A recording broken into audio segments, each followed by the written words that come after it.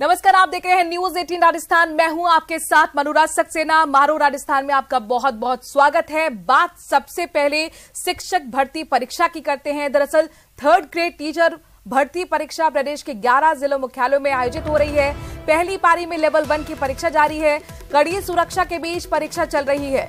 Level 1 और 2 के 48,000 पदों पर ये परीक्षा हो रही है। 3rd ग्रेड टीचर भर्ती परीक्षा का आयोजन शुरू हो चुका है। 11 जिलों में इस परीक्षा का आयोजन हो रहा है। पहली पारी 9:30 बजे से शुरू हो चुकी है, जो कि 12 बजे तक चलेगी। पहली पारी में लेवल 1 की परीक्षा जारी है। कड़ी सुरक्षा के बीच आप तस्वीरें देख सकते हैं। परीक्षा केंद्रों में यहां पर अभ्यर्थी पहुंचे हुए हैं। मेटल डिटेक्टर से इनकी जांच हुई, वेरिफिकेशन हुआ और उसके बाद ही अंदर एंट्री मिली है। खासतौर पर ड्रेस कोड भी इस बार राजस्थान कर्मचारी चयन बोर्ड की तरफ से लागू किया गया है। दुपट्टा हैवी नहीं होना चाहिए, ब्रॉच नहीं होना चाहिए, फुल स्लीव्स की शर्ट अलाउ नहीं है, फुल स्लीव्स का कुर्ता अलाउ नहीं है। आप देख सकते हैं किस तरीके से यहाँ पर जांच की जा रही है। सुरक्षा व्यवस्था चाक चौबंद है। किसी तरह की कोई चूक इस बार राजस्थान कर्मचारी चयन बोर्ड नहीं चाहता है, क्योंकि पेपर लीक को लेकर अब सतर्कता बरती जा रही है।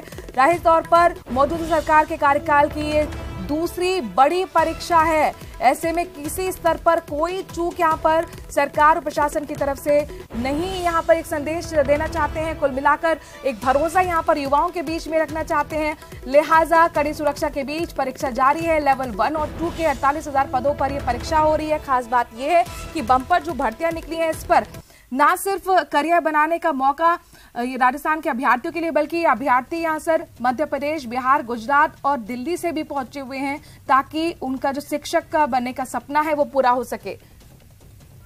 5 तस्वीरें आप देख सकते हैं। 11 जिलों में ये परीक्षा का आयोजन हो रहा है। इसमें आप देखिए किस तरह से परीक्षा केंद्रों में तमाम सुरक्षा व्यवस्था चाक चौबंद है। मेटल डिटेक्टर से जांच हो रही है।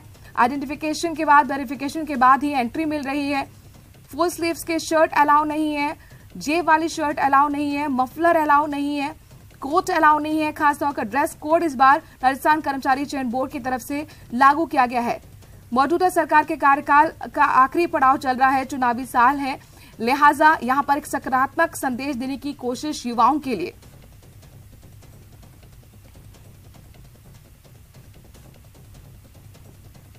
के साथ में कर्मचारी चयन बोर्ड ने जो राजस्थान के अंदर जो पूरी गाइडलाइन जारी की थी, उसकी पालना किस तरह से हो रही है, वो एक तस्वीर आपको दिखा रहे हैं। राजधानी जयपुर के गांधीनगर के अंदर एक स्कूल है, वहां पर ये परीक्षा केंद्र बनाया गया है। यहाँ पर सभी लोगों को बारी बारी से चेक किया जा रहा है। चेक करने के साथ साथ में उनके पास किसी भी प्रकार का कोई आभूषण नहीं होना चाहिए। हाफ आस्तीन की शर्ट, टी शर्ट ही अलाउ, एक तय ड्रेस कोड के अंदर ही जो है उन्हें अलाउ किया जा रहा है। और अलाउ करने के साथ में पूरी पड़ताल जो है वो की जा रही है। कोशिश यही है कि इस पेपर को पारदर्शी तरीके से कराया जाए, क्योंकि पहले के कई पेपरों के अंदर सवाल उठे। अभ्यर्थियों के मन में चिंता रहती है कि वो पेपर देकर जाते हैं, घर पहुंचते हैं, उससे पहले उन्हें ब्रेकिंग सुनाई देती है, मोबाइल पर व्हाट्सएप आता है कि उनका तो पेपर ही लीक हो गया। तो ऐसे में असमंजस की स्थिति हो जाती है। आप बताइए कहां से आए हैं आप, आज कितनी तैयारी के साथ में पेपर देने आए हैं? मैं कोटपुतली से आए हैं। किस तरह की तैयारी पेपर को लेकर के? तैयारी पूरी है, 90% पूरी है। और आज उम्मीद लग रही है कि पेपर लीक नहीं होगा, उम्मीद है ऐसी? हाँ बिल्कुल उम्मीद है। अरे और सीएचओ का नहीं होता तो थोड़ी कॉन्फिडेंस रहता है कि हाँ भैया सही है एग्जाम।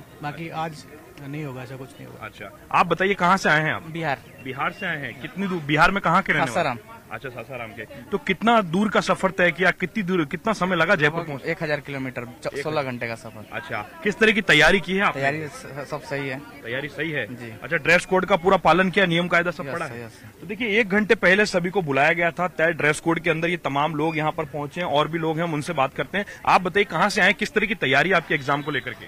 बढ़िया है। बढ़िया एग्जाम की तैयारी। आप बताइए आप कहाँ से आए हैं? जी मैं आनंद गुजरात से आई हूँ। आनंद गुजरात से आए। कितना समय लगा जयपुर पहुँचने में आपको? जयपुर पहुँचने में करीबन 18 घंटा लगा। 18 घंटा लगा।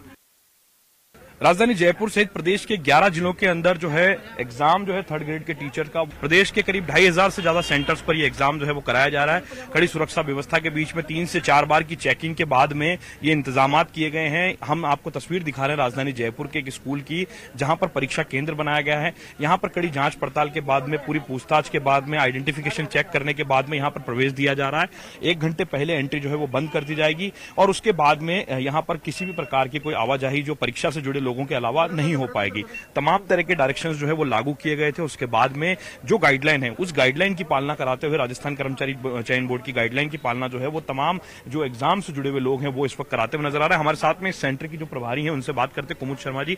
मैडम, किस तरह के इंतजाम है और कितना कॉन्फिडेंस है कि इस बार एग्जाम पूरा पारदर्शी होता नजर आ रहा है? मुझे तो 100% कॉन्फिडेंस है कि पूरी तरह पारदर्शिता से ही होगा और हमने सारे पुख्ता इंतजाम कर रखे हैं। कहाँ से आए हैं भैया, किस तरह के इंतजाम दिखे हैं आपको? हमारे को बहुत अच्छे इंतजाम दिखे हैं, बहुत कहाँ से बार आए हैं? कोटपुतली से। कोटपुतली से आए हैं। अच्छा, आप बताइए सर, कहाँ से आए हैं? मैं सवाई माधोपुर गंगापुर सिटी से। अच्छा, सवाई माधोपुर से आए। किस तरह के इंतजाम दिखे पिछली बार, इस बार में कुछ अंतर नजर आ रहा है?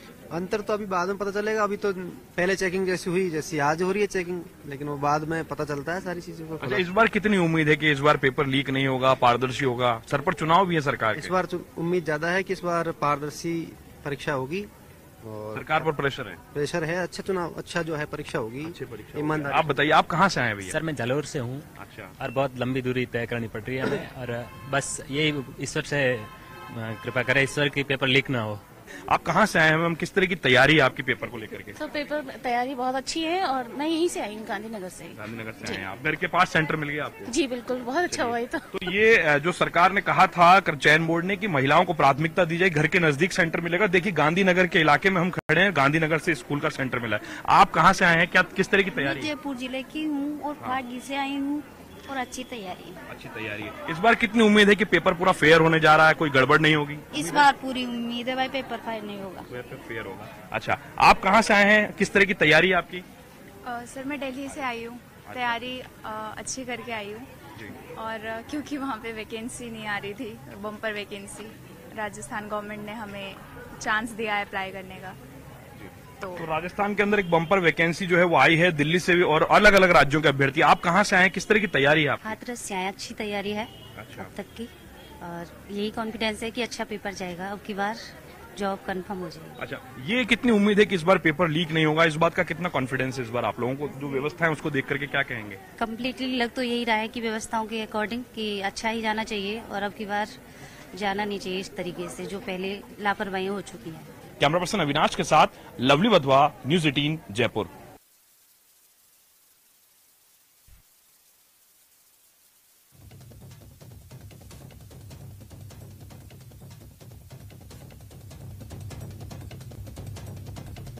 आठ तस्वीरें आपके सामने अलग अलग परीक्षा केंद्र की, जहां पर देखिए किस तरीके से व्यवस्था सुचारू रूप से चल रही है और तमाम अभ्यर्थियों को 1 घंटा पहले आने के लिए कहा गया था। उसके बाद प्रवेश वर्जित था। इस वक्त आपको बता दें कि पहली पारी का आयोजन चल रहा है सुरक्षा के बीच, जिसके साथ मेटल डिटेक्टर से जांच परखे और उसके बाद आइडेंटिफिकेशन के बाद एंट्री मिली। ड्रेस कोड इस बार खासतौर पर लागू किया गया है। मुख्य सचिव के स्तर पर जो कमेटी बनाई गई है वो खासतौर पर नजर रखी हुई है। मुख्यमंत्री भले ही रायपुर में हो, लेकिन उनकी नजर यहां पर जो परीक्षा आयोजित हो रही है उस पर हो रही है, क्योंकि जाते जाते उन्होंने मीटिंग भी मुख्य सचिव के साथ ली थी और ये निर्देश दिए थे कि किसी तरह की किसी स्तर पर भी चूक नहीं होनी चाहिए। इससे पहले पेपर लीक हुई, काफी बड़ा मुद्दा बना, सीएचओ को लेकर भी अफवाह फैली। तो कुल मिलाकर यहां पर एक सकारात्मक संदेश देने की कोशिश सरकार और प्रशासन की तरफ से है।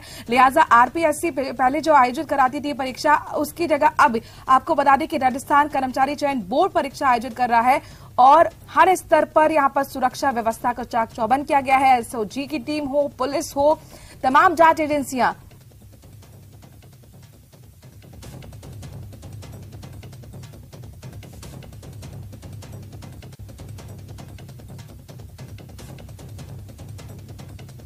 में भी तृतीय श्रेणी भर्ती परीक्षा जो है आयोजित की जा रही है।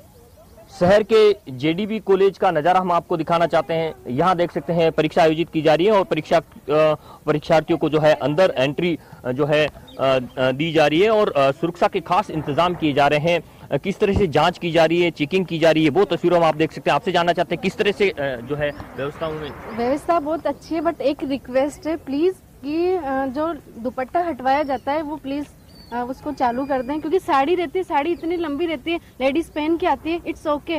तो दुपट्टा भी तो चेक करके आप अलाउ कर सकते हो ना, आप बाकी सारी चीजें अलाउ कर रहे हो। कितना अनकंफर्टेबल होता है एक लड़की के लिए अगर उसका दुपट्टा हटवा दे। ड्रेस कोड को लेकर परीक्षार्थियों की शिकायत रहती है। मैडम आपसे जानना चाहती है, ड्रेस कोड वहाँ से कर्मचारी चयन आयोग द्वारा निर्धारित है कि दुपट्टा नहीं है, कुछ भी नहीं है, साड़ी ओनली, उसमें भी पिन वगैरह कुछ नहीं अलाउड होनी चाहिए। विशेष तौर से जो महिला परीक्षार्थी हैं उनको ड्रेस कोड को लेकर कुछ शिकायतें रहती है। यहाँ के जो पर्यवेक्षक हैं उनसे बातचीत करते हैं। सर, किस तरह की व्यवस्था की गई है आज के? कोई इलेक्ट्रॉनिक डिवाइस नहीं होना चाहिए। जो नॉर्म्स दिए हैं आयोग ने उसके अनुरूप ही हम इनकी चेकिंग करवा रहे हैं। यदि कोई बड़े बड़े बटन है, इस प्रकार की चीज़ें, तो उसको हटा रहे हैं। बाकी विशेष रूप से किसी को ज़्यादा कोई स्ट्रेस नहीं दिया। अब कोई दुपट्टा है, किसी में कोई डाउट होता है, उसके साथ कोई इक्विपमेंट्स लगे रहते हैं, कोई बक्कल है, तो वो हटाना ही पड़ेगा। यहाँ के जो जेडीपी कॉलेज के सेंटर हैं वहाँ जो है सुरक्षा कर्मी, जो पुलिस कर्मी लगे हैं, उनसे बातचीत करते हैं। सर, किस तरह की व्यवस्था की गई है खास? हर तरह के विद्यार्थी को चेक करके भेज रहे हैं। सबको महिला को अलग दे रहे हैं, जेंट्स को अलग दे, विद्यार्थी को सब अंदर प्रेस करा दिया, एंट्री बंद कर दी है। एग्जाम चालू होने वाला 9:30 बजे। नकल रोकने के लिए कोई विशेष दल गठित किएगा? नकल तो प्रशासन करेगा। यहाँ तो हमारे पास तो जो हम चेकिंग किया तरह से अच्छी तरह चेकिंग के अंदर एंट्री दी है। कोटा से न्यूज़ 18 दास्तान के लिए ओम प्रकाश मारू की परीक्षा है और प्रथम पारी में करीब 18,000 से अधिक परीक्षार्थी जो है वो परीक्षा दे रहे हैं और सुरक्षा की दृष्टि से इंटरनेट पर भी पाबंदी लगाई गई है। सुबह 6 बजे ही इंटरनेट बंद कर दिया गया और आप देख सकते हैं कि परीक्षार्थियों को कड़ी सुरक्षा के बीच यहाँ पर चेक किया जा रहा है और उसके बाद प्रवेश दिया जा रहा है। करीब 3 बार जो है प्रवेश देने के बाद चेक किया जा रहा है। गेट पर पहले इनको चेक किया जा रहा है, उसके बाद फिर मेटल डिटेक्टर से चेक किया जा रहा है और अगर कोई नियमों के अनुसार आ रहा है तो उसे अंदर भेजा जा रहा है। बाकी के सभी के जो ज्यादातर कपड़े हैं वो भी यहाँ पर उतरवाए जा रहे हैं। आप देखिए, जो परीक्षार्थी निर्देशों का पालन नहीं कर रहे हैं और इस तरह के कपड़े पहन के आ रहे हैं, उन सभी के कपड़े यहाँ पर जो है हटवा दिए गए हैं और उसके बाद उनको जो है प्रवेश दिया गया है। मेटल डिटेक्टर से यहाँ पर जो है चेक किया जा रहा है और कड़ी सुरक्षा के बाद ही यहाँ अंदर प्रवेश जो है वो दिया जा रहा है। किसी को भी बिना जो है चेक किए अंदर तक नहीं भेजा जा रहा है और कड़ी, क्योंकि जिस तरह से पहले पेपर लीक के जो मामले सामने आते थे उसको लेकर के कड़ी सुरक्षा यहाँ पर जो है वो बढ़ती जा रही है। 3 से 4 बार जो है चेक किया जा रहा है और उसके बाद जो है प्रवेश दिया जा रहा है। करीब 65 परीक्षा केंद्रों पर ये परीक्षा आयोजित हो रही है, जिसके लिए अलग अलग जो चेकिंग टीम है वो बनाई गई है। एडिशनल एसपी है ब्रजेश ज्योति उपाध्याय, उनके नेतृत्व में पुलिस टीम जो है वो लगातार सतर्कता बरतेगी और आप देख सकते हैं भीड़ जो है गेट के बाहर लगी हुई है। यानी कि 8:30 बजे गेट बंद कर दिया जाएगा, उसके बाद जो है किसी को भी प्रवेश नहीं दिया जाएगा। तो ऐसे में बाहर जो लगातार लोगों की कतार जो है वो लगी हुई है। प्रत्येक परीक्षा सेंटर पर 2 से 3 पुलिसकर्मी जो है तैनात किए गए हैं। महिला पुलिसकर्मी भी यहाँ मौजूद है और किसी भी तरह की चूक ना हो उसको लेकर के जिला प्रशासन द्वारा विशेष बंदोबस्त जो है किए गए हैं। इस परीक्षा को पूरी सतर्कता के साथ कराया जा रहा है। किसी भी तरह की कोई भी चूक ना हो, इसको लेकर के लगातार मॉनिटरिंग जो है वो की जा रही है। एडीएम प्रशासन पूरी मॉनिटरिंग कर रहे हैं और उनके निर्देशानुसार जो सतर्कता दल है वो प्रत्येक परीक्षा सेंटर पर पहुंच करके अंदर जो है जांच करेंगे और लगातार आप देखिए इधर भी प्रवेश दिया जा रहा है, इधर भी कड़ी चेकिंग के बाद ही प्रवेश दिया जा रहा है। यानी कि पहली जो बिंग है उसमें भी जो कड़ी इधर की बिंग है उसमें यहाँ पर देखिए ये जो वो बनाया गया है, इसमें अंदर लेडीज जो है उनको चेक किया जा रहा है, उसके बाद प्रवेश दिया जा रहा है। सभी लोग यहाँ पर आ रहे हैं, दूर दूर से लोग यहाँ पर आ रहे हैं। करौली, सवाई माधोपुर, धौलपुर के लोग यहाँ परीक्षा देने के लिए पहुंच रहे हैं। तो उनको समय की पाबंदी के साथ साथ जो भी निर्देश दिए गए थे उनको फॉलो अप करके जो है अंदर प्रवेश दिया जा रहा है और भीड़ काफी लगी हुई है क्योंकि 18,000 से अधिक परीक्षार्थी इस वक्त भरतपुर में परीक्षा देंगे। 65 परीक्षा केंद्रों पर यह परीक्षा आयोजित हो रही है। उसको लेकर के यहाँ पे लगातार जो परीक्षा सेंटर के जो पर्यवेक्षक हैं वो लगातार निगरानी बनाए हुए हैं और किसी भी तरह की चूक ना हो इसको लेकर के जिला प्रशासन लगातार निगरानी बरत रहा है और विशेष बंदोबस्त इस रीट की परीक्षा के दौरान किए गए हैं।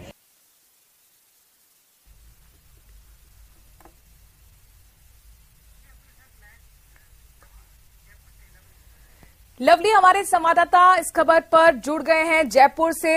लवली, जयपुर में सबसे ज्यादा परीक्षा केंद्र बनाए गए हैं, चूंकि सबसे ज्यादा अभ्यर्थी जयपुर में ही हैं। सुबह से लगातार आप जो रिपोर्ट भेज रहे हैं वो जानकारी भी अपने हम दर्शकों को साझा कर रहे हैं, चूंकि जाहिर तौर पर तमाम युवाओं के लिए आज बड़ा दिन है। न सिर्फ युवाओं के लिए बल्कि राजस्थान कर्मचारी चयन बोर्ड के लिए भी आज अग्नि परीक्षा से दिन कम नहीं है। पहली बार 48,000 पदों पर रीट मेंस यानी कि शिक्षक भर्ती परीक्षा का आयोजन हो रहा है। चुनौतीपूर्ण है पारदर्शी तरीके से इस पूरे आयोजन को करना। किस तरह की व्यवस्था आपने समझी और ये भी बताइए क्या युवा अभ्यर्थी जो पहुंचे हुए थे वो व्यवस्थाओं से संतुष्ट नजर आए हैं?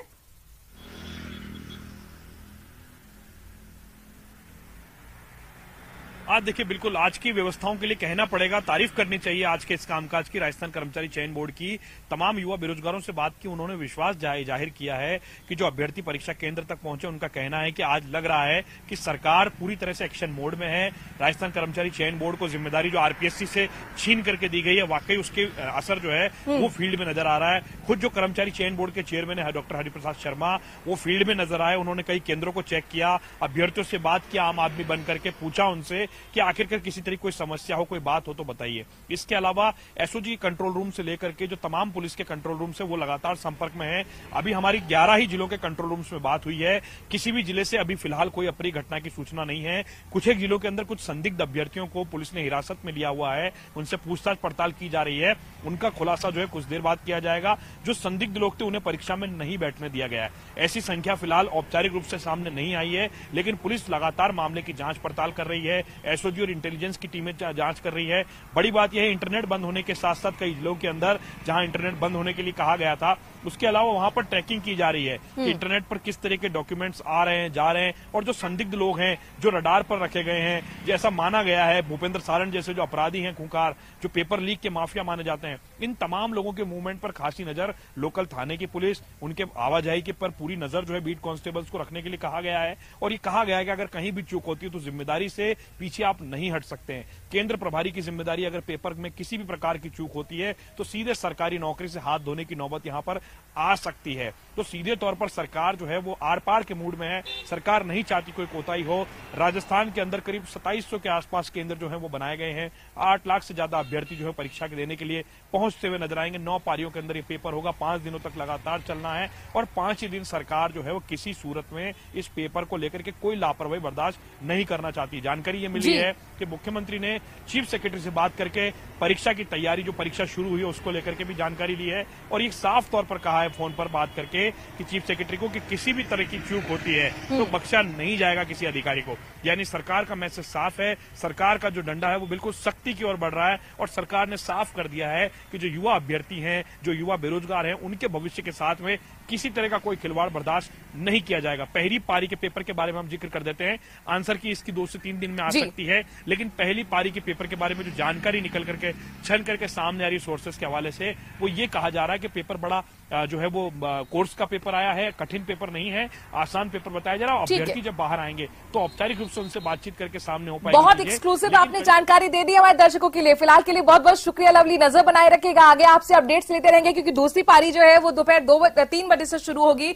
मिलाकर खबर ये है कि पेपर बहुत ज्यादा हार्ड नहीं है। दूसरी बात ये है कि युवा काफी जो अभ्यर्थी पहुंचे हुए हैं वो व्यवस्थाओं से संतुष्ट नजर आ रहे हैं। तीसरी बात यह कि मुख्यमंत्री खुद इस परीक्षा आयोजन पर नजर रखे हुए हैं। मुख्य सचिव से उन्होंने फोन पर बात की और निर्देश दिया कि किसी तरह की चूक किसी भी स्तर पर नहीं होनी चाहिए। जयपुर से बड़ी खबर अपने दर्शकों को बता दें कि शिक्षक भर्ती परीक्षा सफलतापूर्वक होने की कामना युवा बेरोजगारों ने की है, और बाकायदा जयपुर में इसके लिए पदयात्रा भी निकाली गई। बेरोजगार एकीकृत महासंघ ने ये पदयात्रा निकाली है।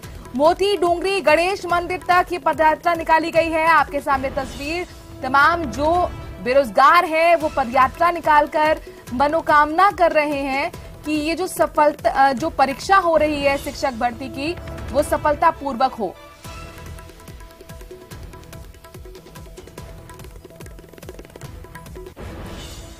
शिक्षक भर्ती परीक्षा सफलतापूर्वक की मनोकामना के साथ तमाम बेरोजगार सड़कों पर उतर आए हैं। तस्वीरें आपके सामने, जयपुर में पदयात्रा निकाली जा रही है। एक तरीके से ये कहा जा सकता है कि तंज भी प्रशासन पर है कि भाई अब तो परीक्षा कम से कम सफलतापूर्वक और पारदर्शी तरीके से होनी चाहिए। मोती डूंगरी गणेश मंदिर तक ये पदयात्रा निकाली गई है। बेरोजगार एकीकृत महासंघ ने ये पदयात्रा निकाली है, जो लगातार युवाओं की आवाज उठाता रहा है, और इसी आवाज के वजह से बड़ी घोषणा आपने देखा था बजट के अतिरिक्त सदन के अंदर मुख्यमंत्री ने की थी, 1 लाख भर्ती की। युवा बेरोजगारों ने जयपुर में पदयात्रा निकाली है। दरअसल वो ये कामना कर रहे हैं कि जो शिक्षक भर्ती परीक्षा हो रही है वो सफलतापूर्वक हो। उदयपुर से केंद्रीय मंत्री किरण रिजिजू राजस्थान दौरे पर हैं। केंद्रीय मंत्री रिजिजू को सुनते हैं।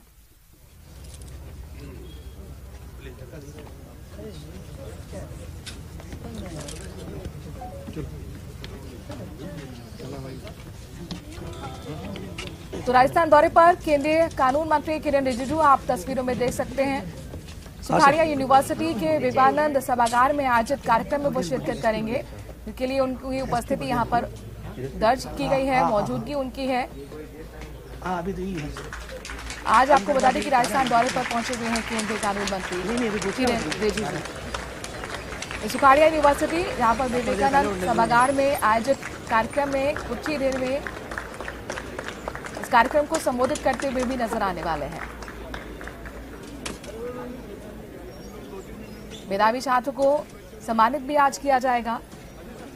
उदयपुर की तस्वीरें आपके सामने। केंद्रीय मंत्री किरेन रिजिजू राजस्थान के दौरे पर इस वक्त उदयपुर में उनकी मौजूदगी, खासतौर पर सुखाड़िया यूनिवर्सिटी के विवेकानंद सभागार की तस्वीरें हैं, जहां पर किरेन रिजिजू जब पहुंचे कानून मंत्री, उनका जोरदार स्वागत किया गया। राजस्थानी परंपरा से माथे पर तिलक लगाकर, हाथ में बुके देकर, और अब कुछ ही देर में वो कार्यक्रम को संबोधित करेंगे। इसके साथ साथ जो मेधावी छात्र हैं यूनिवर्सिटी के, उन्हें पुरस्कार देकर सम्मानित भी करेंगे। केंद्रीय कानून मंत्री किरेन रिजिजू इस वक्त राजस्थान के दौरे पर पहुंचे हुए हैं। उदयपुर में उनकी मौजूदगी है। दरअसल अपने दर्शकों को बता दें कि सुखाड़िया यूनिवर्सिटी में कार्यक्रम है, विवेकानंद सभागार में जो कार्यक्रम का आयोजन हो रहा है उसमें शिरकत कर रहे हैं केंद्रीय मंत्री किरेन रिजिजू। और जैसे ही वो यूनिवर्सिटी पहुंचे, आप देख सकते हैं मुख्य गेट पर किस तरह से पारंपरिक लिबास में जो छात्राएं हैं उन्होंने जोरदार स्वागत किया है।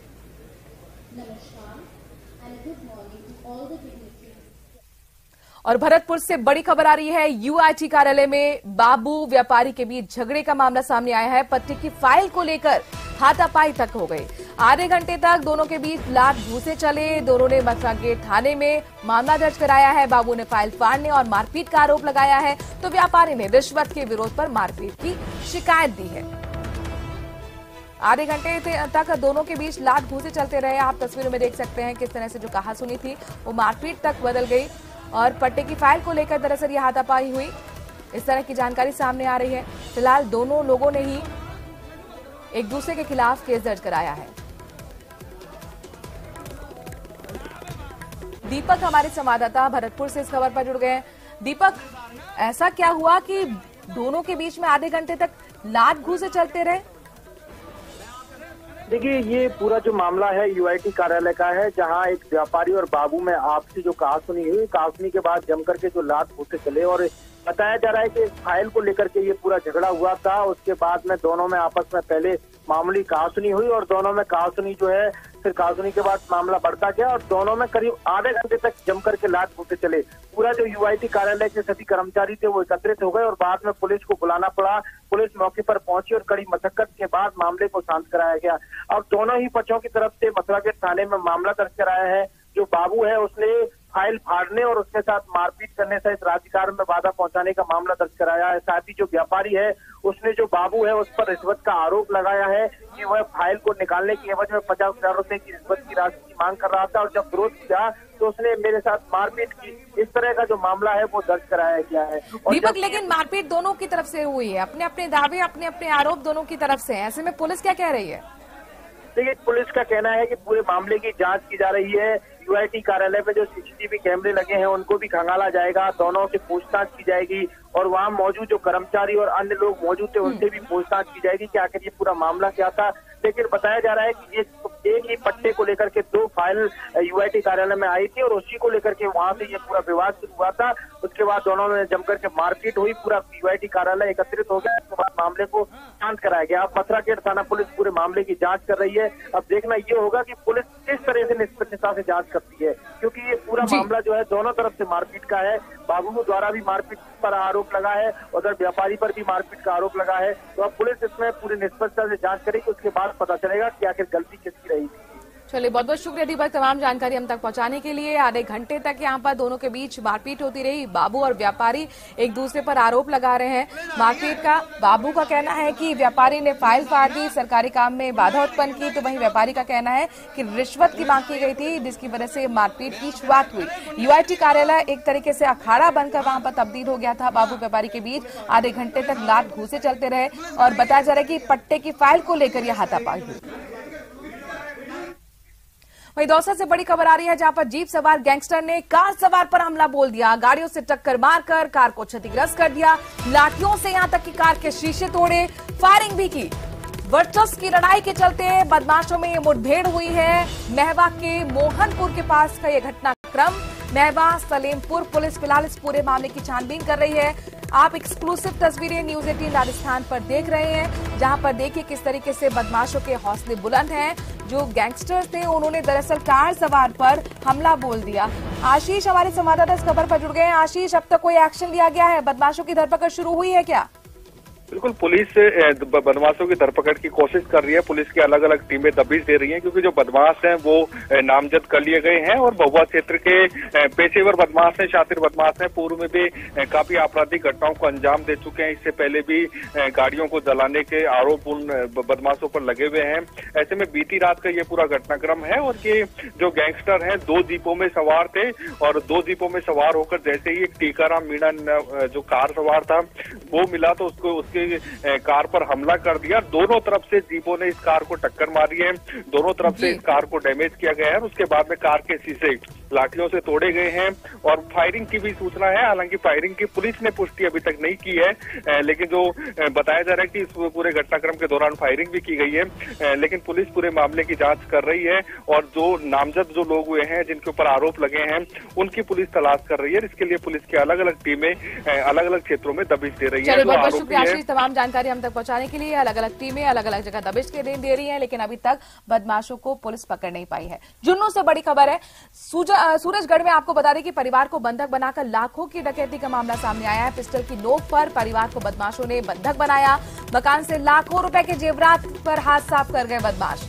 परिवार की महिलाओं से भी जेवरात निकलवा दिए। सूचना के बाद सूरजगढ़ की पुलिस मौके पर पहुंची। फिलहाल जांच शुरू कर दी गई है।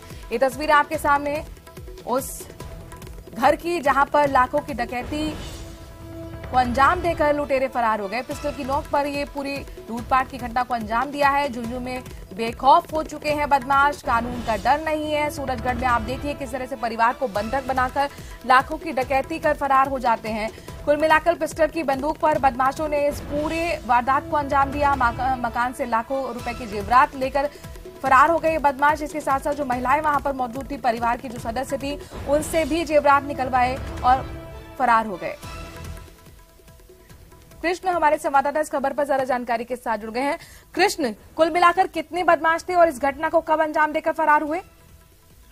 जी मैं आपको बता दूं कि ये जो पूरी घटना है ये सूरजगढ़ थाना इलाके के कुलोट खुर्द गांव की है, जहां पर देर रात को जो नकाबपोश बदमाश है वो इस घर में घुसे थे और उन्होंने जो है पहले तो परिवार के मुखिया है उनको है जो उन पर हमला किया और लाठियों से हमला करते हुए उनके चोटें भी आई हैं। उसके बाद उन्हें एक कमरे में बंधक बनाया गया। परिवार की महिलाएं हैं जो बाहर निकली थी, उनके साथ भी मारपीट की गई। फिर पूरे परिवार को है जो बंधक बनाते हुए जो इस लूट की वारदात को है वो अंजाम दिया है। और इस जो घटना में है करीब आधा दर्जन जो नकाबपोश बदमाश है उन्होंने इस वारदात को है अंजाम दिया है। जी शुक्रिया कृष्ण, तमाम जानकारी हम तक पहुंचाने के लिए।